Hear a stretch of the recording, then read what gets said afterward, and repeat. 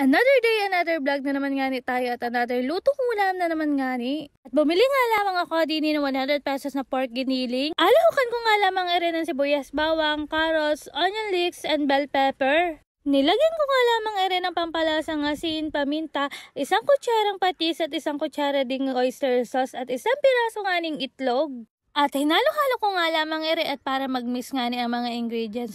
At nilagyan ko nga rin ng breadcrumbs at 2 kutsara nga ning flour. At nang mahalo-halo na nga ay pwede na nga ning bilugin ng papagarini. Matapos ko nga ning mabilog-bilog ay pinagulong-gulong ko nga rin din sa breadcrumbs at isinalong ko na nga rin din sa aking pinainit na mantika.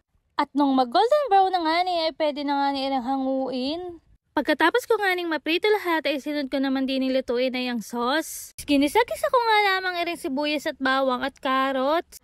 At nilagyan ko nga rin ng tomato sauce at kaunting namang sweet and hot sauce. Lagay na nga ako din ng kalating basong tubig, paminta, bell pepper at hinalo-halo ko nga lamang At nung medyo kumulo-kulo na nga ay nilagay ko na nga ring meatballs at hinalo-halo ko nga lamang para kumapit ang sauce. At isunod ko na rin ilagay din ang pineapple tidbits. Hinalo-halo ko nga lamang yan at kaunting pakulungan ay luto na ang sweet and sour meatballs.